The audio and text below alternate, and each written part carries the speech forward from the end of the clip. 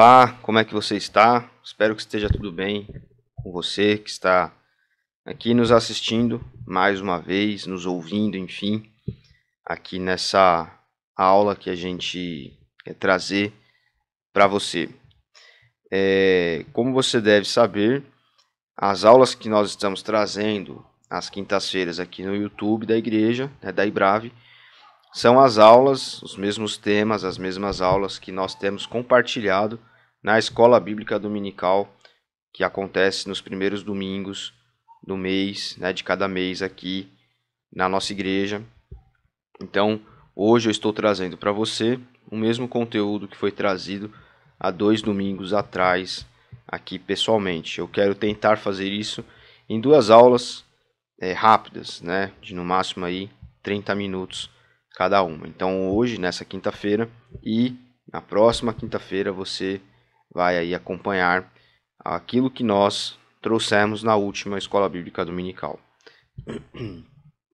Bom, antes de começar, eu queria pedir só que você não se esqueça de colocar o joinha aí no vídeo, porque isso nos ajuda com o engajamento, e também fazer um apelo, para todos que nos assistem, que isso, para quem já nos assiste, não faz muito sentido porque já está assistindo, Mas quanto mais visualizações nós temos nos vídeos publicados, mais engajamento e mais possibilidade de crescimento nosso canal tem, E a gente pode até um dia monetizar esse canal aqui da igreja através dessa audiência. Nós precisamos de 4.000 horas de audiência nos vídeos, Não são 4.000 horas de vídeos colocados, são 4.000 horas de vídeos assistidos, para que a gente possa monetizar o canal da igreja e, enfim, trazer mais essa possibilidade, Então, se você conhece alguém que não assiste, incentive a pessoa, a assistir, ou compartilhe com alguém que gosta desse conteúdo, que também seja cristão, evangélico, enfim, ou alguém até mesmo da igreja, às vezes, que não acompanha, porque quanto mais gente assistindo, melhor para nós aqui. Bom, dito isso, nós trouxemos uma apostila para a última Escola Bíblica Dominical chamada Estilo de Vida Missional. Também recordo a você que o nosso tema do ano na Escola Bíblica é Igreja Missional, plantação de igreja, revitalização de igrejas. Essa é uma visão que a gente tem tentado trazer já desde 2019, e é natural que algo novo precise ser, às vezes, relembrado, realocado, recolocado, enfim. Então nós estamos trazendo esse tema para que todo mundo entenda, exatamente do que nós estamos falando quando nós falamos sobre o que é ser uma igreja missional, o que é ter um estilo de vida missional, enfim, o que é isso, Qual a perspectiva que isso traz para a nossa vida como participantes de uma igreja. Então, essa apostila chamada Estilo de Vida Missional, desse rapaz aí, senhor, enfim, eu não conheço pessoalmente, mas chama-se Tim Chester, tá? Então, eu quero dar os créditos aqui, porque é uma apostila muito legal, aí tá a capa dela, faz parte desse movimento Atos 29, que é um movimento de revitalização, mas principalmente de plantação de igrejas ao redor aí do mundo, tá? Então, sem mais delongas, como o Tim Chester começa essa apostila? Ele começa buscando ao fundamento bíblico lá em Israel, no Antigo Testamento, com o argumento de que, e mostrando isso para nós aqui, biblicamente, com argumentos, que Israel foi uma nação missional, Deus, quando nós olhamos para o Antigo Testamento, nós vemos Deus se manifestar primeiramente para Adão e Eva, Ele cria tudo, tal, e até ali Deus tem um contato direto. E acontece todo aquele drama do pecado, etc. O tempo passa, vem alguns outros personagens, Noé, tal, Torre de Babel, enfim. E chega um momento em que Deus ele resolve então trabalhar de maneira mais próxima de um homem. Esse homem é Abraão. E ele diz para Abraão: olha, eu vou fazer da sua descendência um país muito grande, uma nação, né, um povo numeroso, como as areias do mar, como as estrelas do céu, etc. Então ele dá essa visão para Abraão entender exatamente do que ele estava falando, né? Olha para as estrelas, elas são incontáveis. Então eu estou ilustrando para você, Abraão, exatamente o que eu quero. E qual é a intenção, então, de Deus com a descendência de Abraão, que se tornaria mais tarde o país de Israel, né? A nação israelita? É que, olha, vocês vão ser o meu povo no sentido de eu vou orientar vocês, eu vou colocar para vocês como vocês devem viver, eu vou orientar vocês neste mundo aqui. E aí então nós começamos, o Antigo Testamento ele começa ali a nos apresentar a caminhada do povo de Israel junto ao divino, né? A divindade, a Yahvé. E quando nós olhamos para Levítico, para Deuteronômio, nós vemos lá que Deus ele estipula leis, né? Então, toda a vida de Israel ela era abrangida por determinações divinas. Então, por exemplo, lá em alguns pontos de Levítico, de Deuteronômio, que se você for ler, você vai ver que está escrito lá: se o boi do vizinho, se alguém matar o boi do seu vizinho por um motivo tal, a punição é essa. Se o boi atacou uma mulher grávida e aí a criança morreu, a punição é essa, né? Deve-se fazer isso.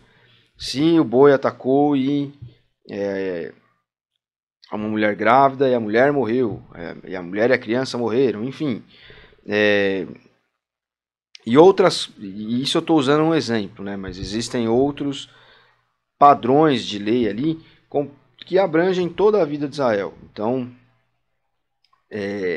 como deveriam acontecer os julgamentos, né? A punição, digamos assim, por falhas, por erros, por crimes, como o israelita deveria receber o estrangeiro, né? Quando a gente olha para a parte religiosa em si, como o templo deveria ser construído, que materiais deveriam ser usados, quais as medidas, né? Qual clã dentro do povo, qual tribo deveria assumir as funções sacerdotais do templo, né? Deveriam ser designados só para aquele tipo de atividade. Enfim, Deus, Israel vive uma teocracia de fato, né? Deus ali ele coloca toda a ordenação, todo o ordenamento de vida, de como viver, de como tratar o próximo internamente, de como tratar o próximo externamente, ou seja, o estrangeiro, em batalhas, etc. Né? Até mesmo quando Israel já tem reis, já tem uma linhagem de reis humanos. Deus fala através de pessoas, ou fala diretamente com o rei: olha, vocês vão lutar contra tal povo, mas não peguem nada de espólio, né? Ou seja, tudo que tiver naquela terra do povo que vocês vencerem, vocês não peguem nada, né? Nenhum tipo de riqueza, nem escravos, nada. Ou o contrário, olha, vocês vão lutar, vão ganhar e vão pegar os espólios. Ou olha, vocês vão lutar e vão perder. Então Deus ele comanda todo o funcionamento daquele país, né? A Bíblia trata como nação porque não existia essa noção de país como nós temos hoje, né? Um estado com um governo, etc, etc, etc. Né? Linhas bem delimitadas de território, enfim. Mas é isso. Basicamente era um país onde tudo o que acontecia era determinado por Deus. Havia uma previsão legal, havia um ordenamento, e aquilo não era fruto da cabeça das pessoas, ou como nós temos hoje, de um corpo de pessoas chamado legislativo, que seria uma câmara, um senado, uma câmara municipal para uma cidade, uma assembleia legislativa para um estado como nós temos no Brasil. As coisas não eram julgadas por uma pessoa ou por um corpo de pessoas através de coisas que elas mesmos pautavam, que elas mesmas elaboravam, como funciona com os tribunais que nós temos no Brasil hoje, por exemplo, o STF, o STJ, enfim, Tribunal Regional Federal, etc. Não, era tudo ali com base no que Deus havia prescrito, né? Que ações tomar, como eu estava falando agora, seria uma função de executivo, né? Foi para a guerra, né? Vamos ou não para a guerra? Vamos pegar ou não o espólio daquela guerra? Seria a função aí de um presidente, do primeiro-ministro, né? Ou de um rei na época. E isso era determinado por Deus também. Deus era quem dava a palavra final, ele falava através do profeta, falava o coração do rei, etc.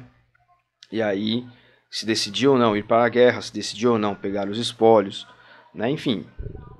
E o que, para a gente resumir, o que Deus queria transmitir através de Israel? Olha, vocês vão ser um farol, vocês vão ser um indicativo para os outros povos de quem eu sou.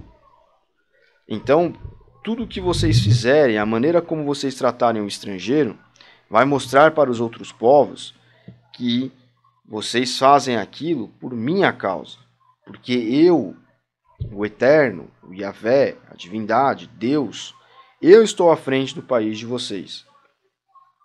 Então, é nesse sentido que Deus chama Israel, Deus coloca Israel como uma nação missional. Missional por quê? Porque onde quer que tivesse um israelita, onde quer que o povo de Israel estivesse como nação ou como indivíduo, ali haveria, então, um estilo de vida, uma forma de fazer as coisas, uma forma de enxergar o mundo, uma forma de tratar o semelhante, uma forma de se relacionar com a divindade, diferente e única. A forma com a qual Yahvé, Deus, queria ser tratado. Então Israel era um símbolo. Israel era como um farol mesmo, né? Imagine uma ilha com aquele farol que a gente conhece dos filmes, etc., que brilha aquela luz. Para que serve aquilo? Para o marinheiro que está ali pilotando o barco, o navio, saber que, olha, quanto mais perto eu estiver daquele farol, provavelmente mais próximo da costa eu estarei. Né? Então, o farol ele é colocado bem ali na ponta da costa, que é para o cara ter noção de se ele está muito perto da costa ou não. Né? Para ele saber que ali há terra, uma faixa de terra ali, né? De que ali há um porto seguro. Israel era isso. Israel estava como um reino sacerdotal, buscando viver em toda a sua forma de vida, de maneira que agradasse a Deus, de maneira que outros povos olhassem para Israel e vissem algo de diferente ali e conhecessem a Deus através daquela forma de relacionamento com Deus. Então, por exemplo, só para a gente encerrar e passar para a próxima página.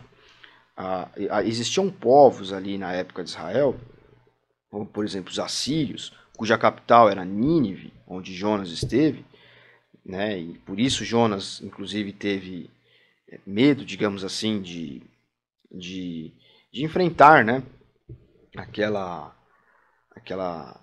aquela situação ali de ir pregar lá, que tratavam os emissários de outros países, principalmente os profetas de outros deuses, de maneira extremamente violenta. Né? Então eles praticavam empalamento, eles puxavam muitas vezes eles faziam as pessoas sofrerem, né? Então puxando às vezes como se fossem animais, assim, sabe? Imagina um boi sendo puxado por uma corda através das narinas, das orelhas, enfim. Eram coisas assim bem sanguinárias. Israel, né, se a gente voltar lá para Levítico, para Deuteronômio, existe uma forma de tratar o estrangeiro, né? E essa forma era colocada por Deus. O que isso mostrava então para esses povos? Olha, aqui nós tememos a Yahvé, nós seguimos o que Yahvé nos diz. Yahvé nos diz que nós devemos fazer isso. Yahvé nos diz que o culto deve ser assim. Yahvé a nossa vitória nessa batalha foi dada por Yahvé, né? E um outro fator muito importante para a época é que nesse período da história humana era muito comum o culto a vários deuses, né? Era um politeísmo. E Israel, então, se destacava dos outros países porque Israel era monoteísta, ou seja, um único Deus. Politeísta, vários deuses, né? Então, quando nós olhamos para Israel com nação missional, é mais ou menos o papel que a igreja tem, se a gente for espelhar, né? E é justamente nisso que vai desembocar, mas a ideia aqui dessa aula, né? Mas Israel, como nação missional, justamente mostrando como farol como Yahvé gostaria de ser tratado. Mostrando ali o que era agradar a Deus. Quem era Yahvé, né? Levando quem era esse Deus que eles cultuavam para outros povos através da sua forma de viver, de encarar esse Deus, de se relacionar com esse Deus. Então, como está escrito aí no trecho final, Israel é chamado a ser um reino sacerdotal. Normalmente, os sacerdotes levavam as pessoas a conhecerem e oferecerem sacrifícios. Agora, todo Israel, como comunidade, deveria ser sacerdotal, levar as nações a conhecerem a Deus e convidá-las a encontrar expiação de pecados, né, no caso, agradar a Deus através do sacrifício.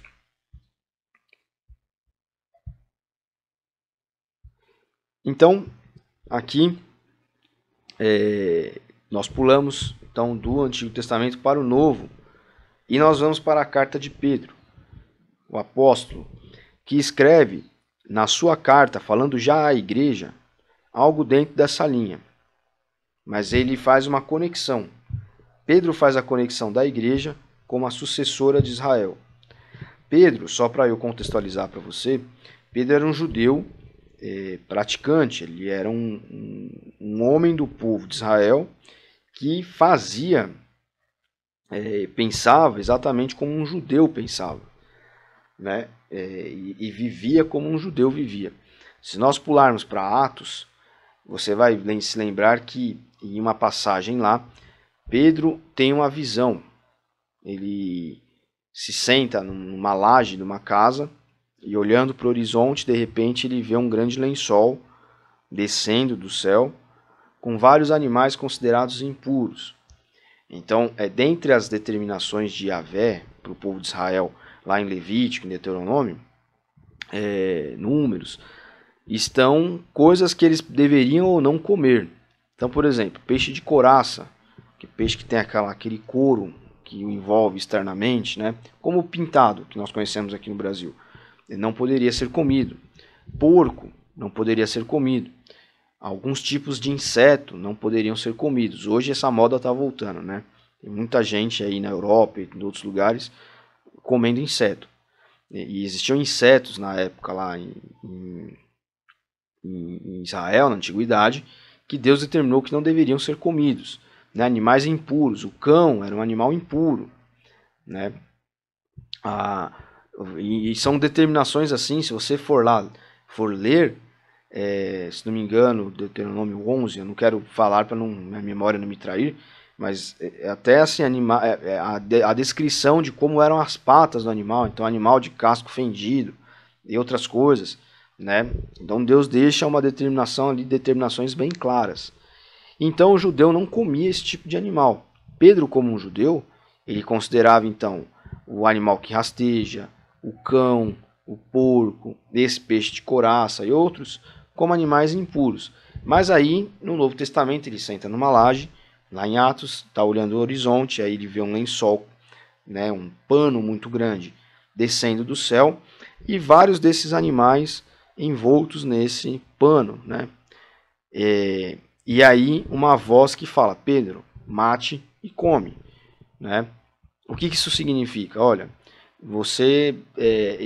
Cristo veio e purificou todas as coisas. Cristo veio e mudou a lógica da forma de se agradar a Deus. Então, Pedro, agora você não vai mais viver debaixo do regime da lei. Você não vai mais apenas pregar para judeus.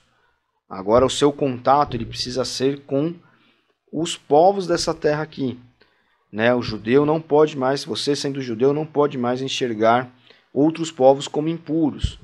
Você precisa levar essa mensagem de Jesus para outras pessoas. Deus amou o mundo de tal maneira. Deus amou o mundo por completo, todos os povos. Então, Pedro, não torne impuro aquilo que já foi purificado. Mate e coma. Vá e leve essa mensagem. E aí Pedro, tomado por essa consciência, ele, lá na sua carta, vai fazer uma junção entre a igreja, e aí a igreja, com essa função de pregar a todos os povos e não viver debaixo do jugo daquela lei, não viver debaixo das determinações daquela lei antiga judaica, ele vai fazer uma aproximação dessa igreja com Israel. Mas a igreja como Israel, não cumpridora daquela lei. A igreja como Israel, agora no papel de apresentar às nações quem é Cristo. Quem é o Deus lá de Israel que se fez homem e, sendo homem, veio mostrar o caminho que leva até ele próprio, o caminho que traz a amizade para o homem, que traz a salvação para o homem, a amizade com Deus. E levar esse Jesus, através da igreja, Jesus funda uma nova forma de se viver em comunidade. Agora não é mais a nacionalidade israelita, porque o estrangeiro, quando se juntava a Israel, ele passava a adorar Yahvé também, mas ele precisava seguir uma série de determinações nacionalistas ali de Israel, por causa da lei. Agora não. Agora qualquer um, Jesus veio e falou, olha, a determinação agora não é mais um povo, uma etnia, uma raça. Agora é ser membro dessa igreja aqui, ser filho de Deus, é crer em Jesus. Independente de onde você vem, de onde você nasceu. É crer em Jesus e seguir o seu ensinamento.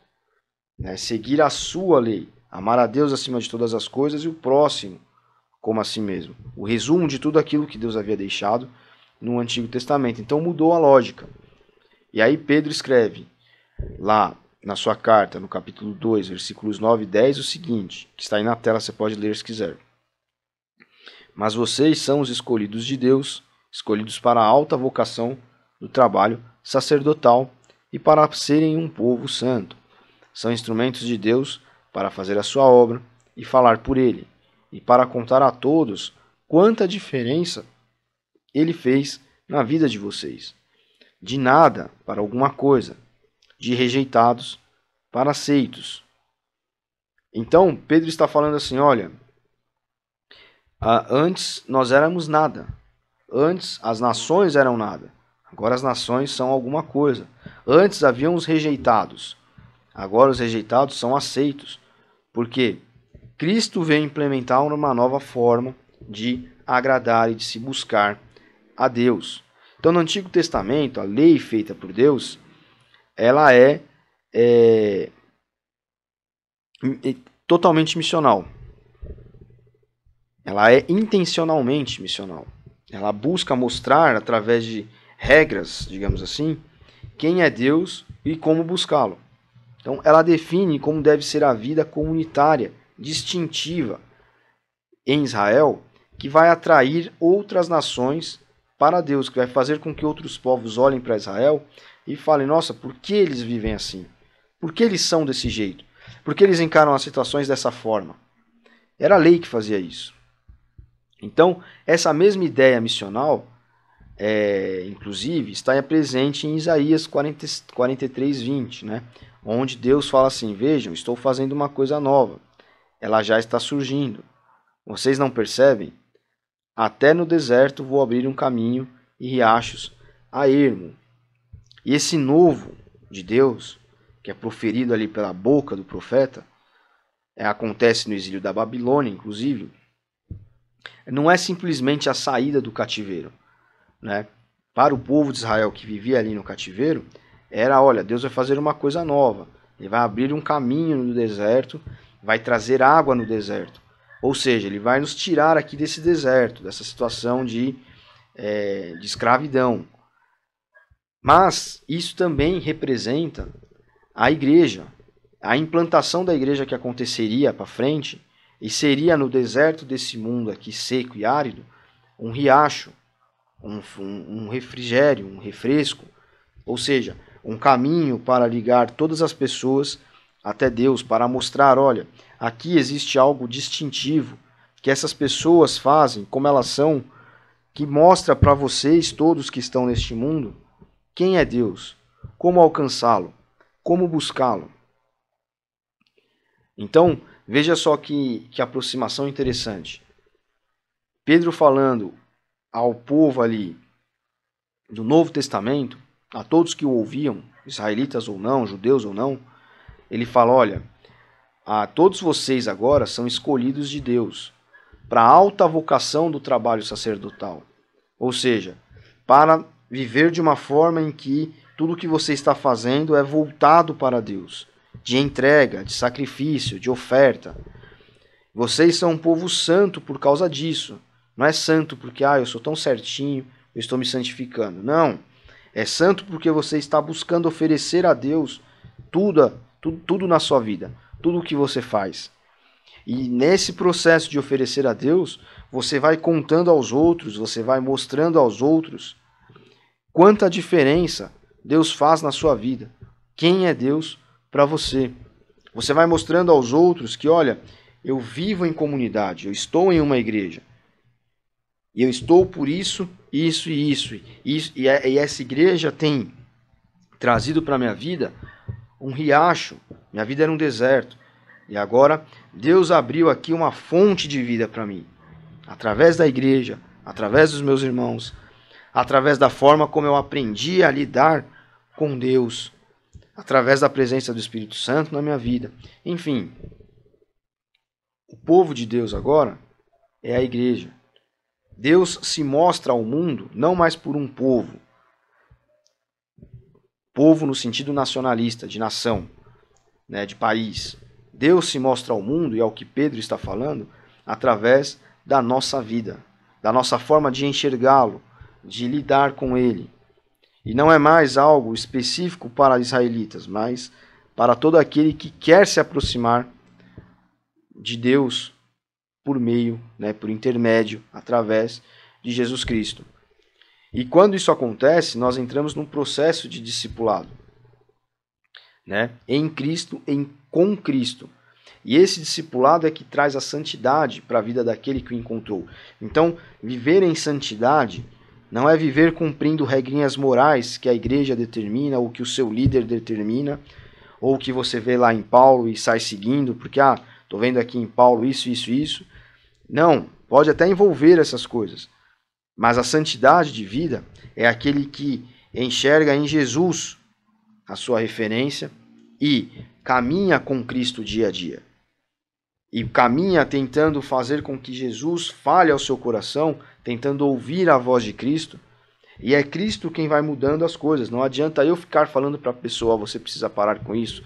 Você não pode mais ser assim. Olha, arrependa-se, porque senão você vai para o inferno. Não. Eu preciso mostrar quem Deus é para mim. A minha relação, a minha espiritualidade em relação a Jesus. Eu preciso viver de uma forma como Israel fazia por intermédio da lei, Era isso que a lei trazia. De maneira que a pessoa, no relacionamento comigo, ela veja Deus em mim.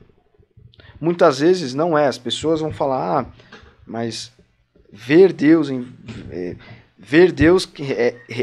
quer dizer atitudes, ações. Então, a roda dos escarnecedores, por exemplo. Você não se senta na roda dos escarnecedores, lá na pessoa que faz isso, que faz aquilo. Você está mostrando quem você é. Não, muitas vezes é no relacionamento com a pessoa, e não porque você faz algo ou deixa de fazer igual ela faz. Mas é a forma como você vive a sua espiritualidade. É a forma como você fala sobre Deus. Sem ficar citando versículo bíblico, sem ficar falando, olha, você precisa, Jesus salva, Jesus te ama, enfim, não sei. O Espírito Santo dá uma estratégia para cada pessoa, para cada situação. Mas o que eu quero dizer é assim, no mundo de hoje, através do relacionamento, as pessoas olham para nós e elas dão abertura através de conversas, de perguntas. Puxa, mas como que você consegue estar em paz em tal situação? Por que você não lidou dessa forma quando fulano fez isso com você? Enfim, o lance do discipulado com Cristo né, o chamado ao discipulado, a vida de santidade, é que Jesus age e pede a cada um coisas diferentes em diferentes situações. Muitas vezes o meu discipulado com Cristo, eu estou enfrentando os meus pecados, estou vencendo os meus pecados junto dele, e ele tem me dado uma estratégia X para alcançar uma pessoa ou mais no lugar onde eu estou. E para você é uma estratégia Y, é uma forma de ser e de viver Y. Porque o seu discipulado, a sua caminhada, a sua santidade junto a Cristo, ela é única, ela é sua. A minha é minha. Cada um de nós vai ser direcionado de uma forma por Jesus, e essa é a maravilha da igreja. A igreja, como um aglomerado, um ajuntamento de pessoas diferentes, que a sua maneira, né, que ao mesmo tempo é a maneira de Cristo, vivendo Cristo no seu dia a dia e compartilhando da sua maneira, através da sua personalidade, do seu jeito de ser, Cristo com as pessoas, vai fazendo com que, de diferentes formas, Jesus vá alcançando novas pessoas. E novas pessoas, então, estejam se aproximando da igreja.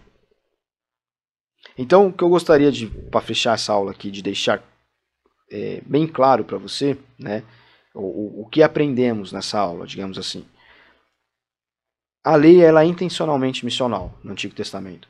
Então, quando você lê lá em Números, em Levítico, em Deuteronômio, todas aquelas determinações que Deus passa para o povo, aquilo tem uma intenção: que o povo vivesse de uma forma, encarasse Deus, enxergasse Deus, lidasse, se relacionasse com Deus, com Yahvé, com a divindade, de uma forma que quando outras nações olhassem, elas pudessem enxergar algo diferente e então despertassem o desejo de se aproximarem. É isso. E isso como nação, e isso também como indivíduo, né? Um judeu em um outro país, a forma dele viver e lidar com o seu Deus faria com que então pessoas daquele país olhassem e se interessassem em conhecer quem é aquele Deus.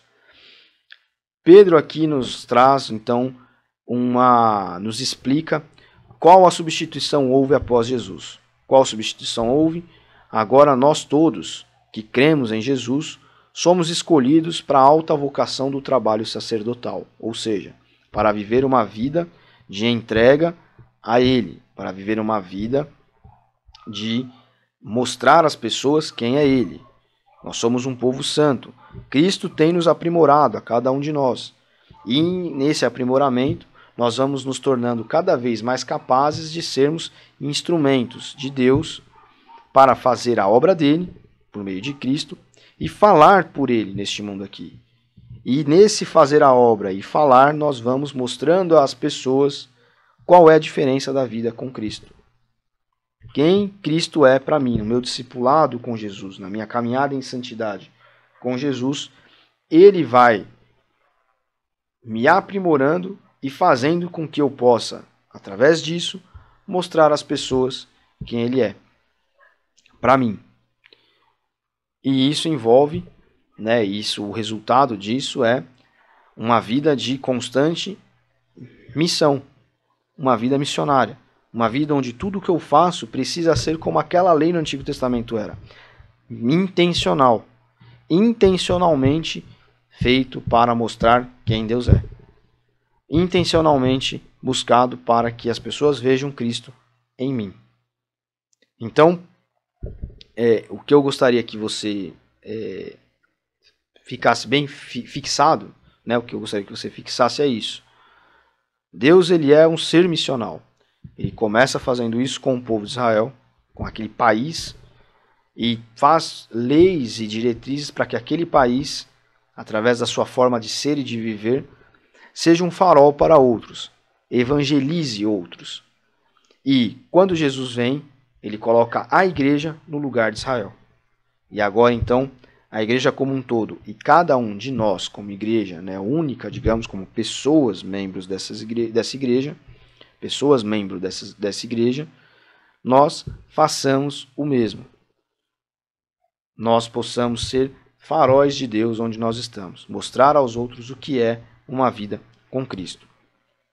Hoje eu termino por aqui, vou continuar na próxima quinta-feira mais 3 quadrinhos desses que eu tenho para frente aqui, mas eu gostaria que você,